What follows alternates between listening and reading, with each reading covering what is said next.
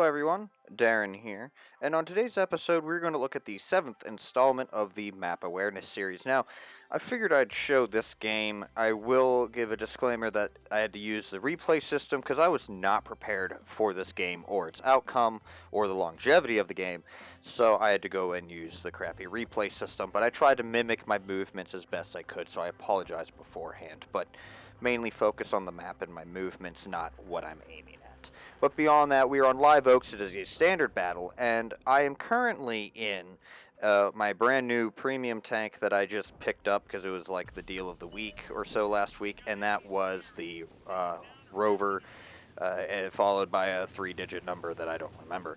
But other than that, right now, I'm in the North Spawn. It is a standard battle, like I said, and I'm going to rush to a passive, risky spotting location to try and get a good amount of spot assist. I was trying to 3-mark this. I have a pretty good project idea for it, and I wanted to try and get it done and 3-marked. So I'm sitting here, and you can see this spot does work. Passive scouting, if your skills and concealment are high enough, you can sit here almost the entire game and not be spotted till someone actually rolls up on you. But you can see right now, I mean, I'm getting a good amount of spots, just not a whole lot of assistance. And if you look at the mini-map, you're going to see right away that there's probably a reason why I'm getting next to no spot assist here. And that is because my entire team did the stupidest thing I could have ever imagined, and that was just rush up and sit exposed right behind me. They're all firing and returning fire. I'm sitting here concealed, and some of them are even just right behind me, still shooting, and the fact that I don't get hit amazes me. So, and this all the more reason for me to not fire, out of fear that I do get targeted, even though there's already a ton of people. Now, my team just starts folding and dying here right behind me. Obvious reasons as to because they are spotted and out in the open. Don't ever do this. Doesn't matter the tier, doesn't matter what it is. Don't ever sit right there in that area where I'm at and start plinking away and firing here. Now you can see it's getting even more risky. I have tanks driving right behind me and everything, and I'm not sitting. But as you can see, I have 14 spot assists right now. Again, it's the replay system. I can't really show you how much damage I did. You're gonna have to wait and see to the end of the game. But I'm sitting here, and there's not much else for me to really describe other than that, but like I said, with getting rolled up on, the enemy light tank rolled up, I got detected, I put one round into him, and then I drove off. I went down and around, so that way I could try and break line of sight with some enemy tanks, and then I start doing this serpentine thing along the ridge to try and break line of sight and contact. I knocked down a tree, just, because it didn't matter. A little bit extra concealment. Trying to snipe what I can because they overwhelmed my position. No longer could I stay there. The M6 is providing a nice little good shot of free damage right there, presenting himself right there in the open, stopped frontally. Very good. And I get detected. I take a shot, and at that time I'm like, it's time to pull back. It's time to pull back. I am not set up to be brawling against heavy tanks and anything. So I pull back farther, and I'm going to, and I hate to say this, but I'm going to literally use my teammates to be cannon fodder. I don't like using that, but when it comes to me trying to do well for myself, then I'm going to try and use every trick in the book that I can. And at the time, I will be honest, I was not motivated at all to really help my team after the craziness that happened right there at the start. I was like, we're destined to lose this now because half our team just sat there in the middle and had just no sense.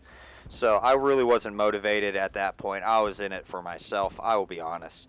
And but the outcome turns out to be pretty good.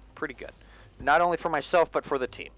And so I'm sitting here spotted, trying to make sure that there's not going to be any other tanks for this lone medium tank to have to deal with. Artie is still supporting the medium tank right there at C7, and you know he's doing all right. He's doing work. I'm providing rear security for him, so nothing sneaks up on him. He gets taken out. I'm going to move up again to try and support him, get some extra spot assists. The Thunderbolt gets spotted by me in the swamp. I don't know why he crossed the swamp. Probably because there was 4 of us and he thought he was safe. But at this point, I'm just going to keep shooting to try and do damage to the Thunderbolt.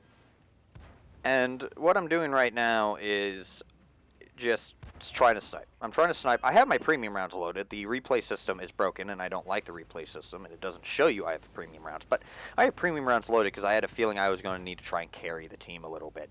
So I loaded the premium rounds, and I start sniping the Thunderbolt. I'm using the cover. I'm trying to stay unspotted as much as I can here.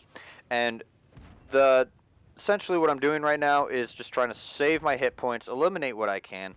Really, not much of this map awareness is going to need to come into pay attention moment until later in the game. And so right now I'm doing this stupid brawl thing with a T-67. I'm taking unnecessary shots. I'm not really in a position to help myself. It's just me and the artillery piece at this point. And at low tiers, that's not really reassuring. Pretty much at this point, I thought my game was over. No joke. So I have the premium rounds loaded. I'm going to go down swinging. I'm going to swing low. I snapshot the M4. I was not expecting that, but hey, I'll take it. And so then I start circling the Thunderbolt. I eliminate him. He's done. Now to swing on over and take care of the T-67. The T-67 has a very slow turret traverse, and the T-67 did not have the top gun. So I managed to just be able to swing around here, eliminate the T-67. That's 3 tanks done in, less than a minute. So at this point, because there's 4 tanks left, what I'm going to try and do is I'm trying to break contact here. Now, what you saw me do is as soon as I went unspotted, I hit the brake and I went a completely polar opposite direction to what Artie may have seen me going in. So, and that was just in case he was trying to lead my shot, take a blind shot, and I didn't really want to take that risk, especially with being a one shot.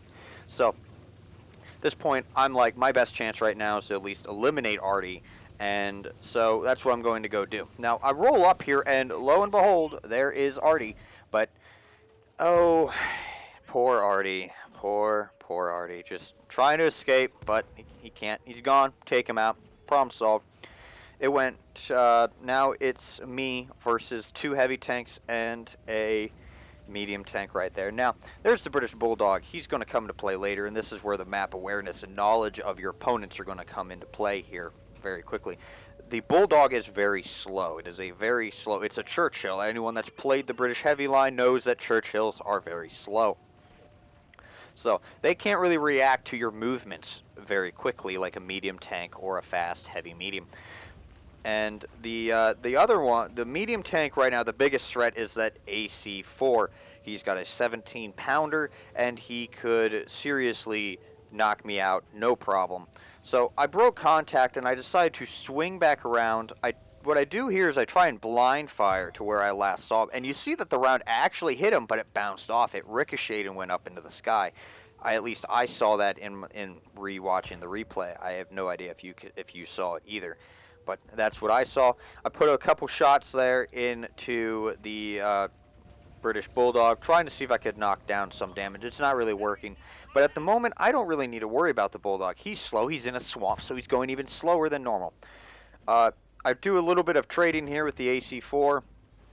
I managed to put 2 shots into him without taking any damage to myself. So he's done. It's now a 1v2. And so really, at this point, I just need to try and circle around the Bulldog without getting spotted. And because he's slow, and the faster I can get around behind him and reposition, the sooner that I can eliminate him and go deal with the remaining heavy tank. Now, I'm swinging around because he was heading towards me, and remember, he was in the swamp. So what I'm going to try and do is I'm going to swing back around and try and go down the railroad tracks. But I get spotted. What I'm doing here is I'm trying to keep that building in between me and him. And that's just because that way he has no way of actually just getting a nice, good, straight shot. So what am I going to do? I'm going to move back around swing, break the line of sight contact, keep the buildings in between me, some sort of solid cover. I'm going to try and avoid destroying anything to give him a hint of where I'm at that moment. So I'm going to come around the railroad tracks here. Again, I don't know where this heavy tank is, and my biggest fear at this moment was that the heavy tank was going to be coming down the tracks, and I was going to roll up right on him. And I didn't even know the health of the enemy tank. And at the time, sure, I could have hit the back button and find out what the other heavy tank was, but I was afraid that if I hit that back button, I was going to be distracted enough to get taken out, and I did not want to take that risk. So you see me putting a couple shots into the Churchill. The first one bounces. I didn't have enough time to put a second one in, and at that point, I'm just like, I'm not going to deal with it. I'm going to go find something else and see if I can find the other heavy tank and single him out, and then that way I have a full range of motion to deal with the Churchill. So instead what I do, just in case he's coming down the railroad tracks, I decide to break onto the other side of the tracks, and I knew that the Churchill probably wouldn't be able to spot me from here, but I didn't need to worry about that. The enemy heavy tank decided to cap, so I knew right where he was.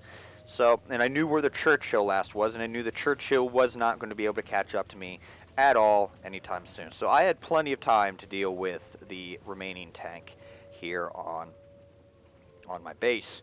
So I'm not going to roll up and just fire, because for all I know, that's where he's expecting me to come from. So I'm going to try and come up right there in the middle to where I have at least a defilade or something to fire. It's a KV-1. He's got a good, decent amount of health. And so I'm just going to be plinking away at him with some of my standard rounds. He's a tier 5, I'm a tier 6. I don't really need to have premium rounds for it, and it's a KV-1. It's a pretty boxy tank. So I break the contact there. I'm going to do the little the feint maneuver here you're going to see. Is like I went one direction while I was unspotted, and so I'm going to go right back to my original position, because I had a feeling that he might be looking at to where he last saw me. So I didn't really want to, roll up and have a gun staring at me in the face. So I'm going to go right back to where I was, and the trick worked. I managed to put another snapshot right there into the captured KV-1, and now he's essentially was a 2-shot. I put one more shot in. I was targeted. That meant that the British Bulldog was somewhere. I just managed to dodge a shot from the Bulldog, and at that moment, I'm like, all right, he's close enough to shoot me and spot me. I cannot be on this side of the ridge anymore. So my plan is to go on the other side of the of my base, and I'm going to go down the A line. I'm going to go along that A line. There's a ridge that can somewhat protect me, and we're just going to ignore that that little notification right there. But there was a ridge that managed to protect me, and I could hide behind if I wanted to, and I'd be protected from the Churchill and maybe the captured KV-1 if I could get the drop on him. So I came up. I wanted to roll behind the billboard just in case I could spot him from this distance. I can't, so I'm going to roll up a little bit more along the road here, and I noticed that there is a nice little set of bushes just in front of me, just to allow me to roll up to it, remain unspotted, and eliminate the captured KV-1. Now, so other than that, the first shot hits the tracks there, doesn't do any damage. My second shot eliminates the captured KV-1. At that moment, to take those 2 shots, I switched to premium rounds because I didn't really want to waste time. So I switched to premium rounds to just get it done and over with.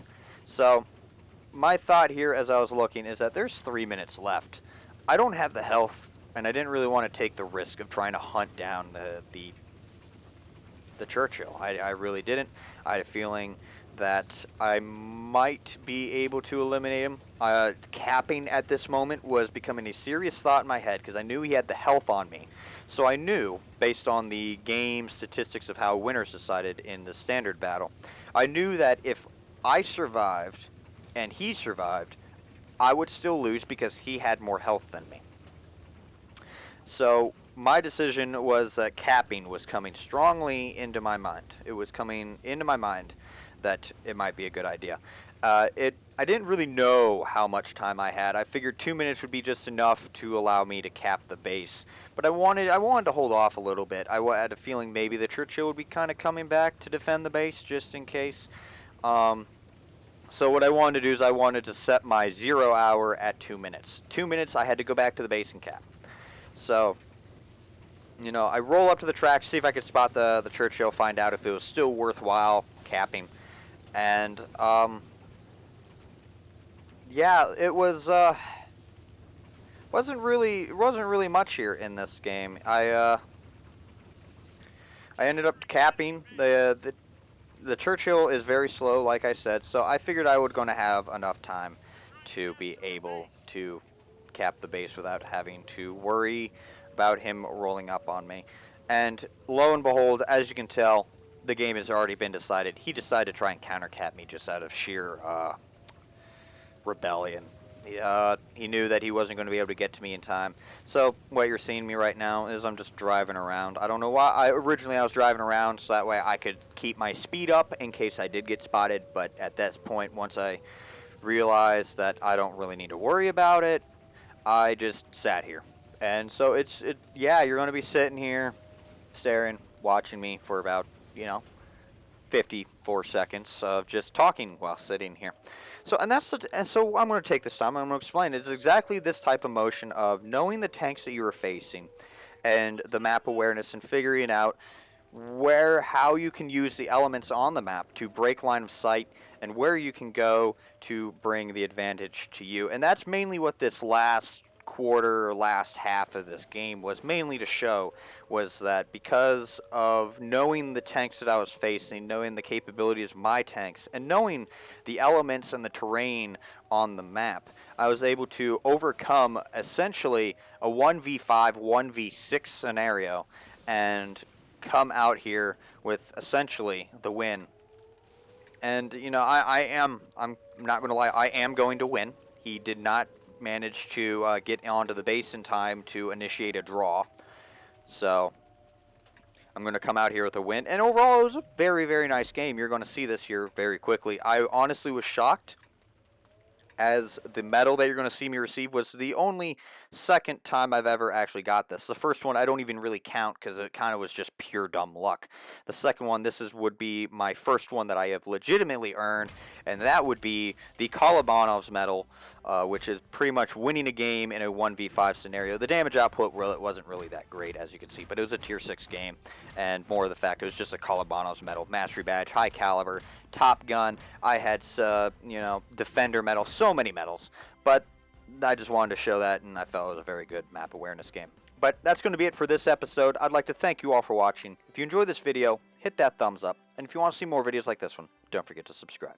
But until next time, this has been Darren of WoTC Academy.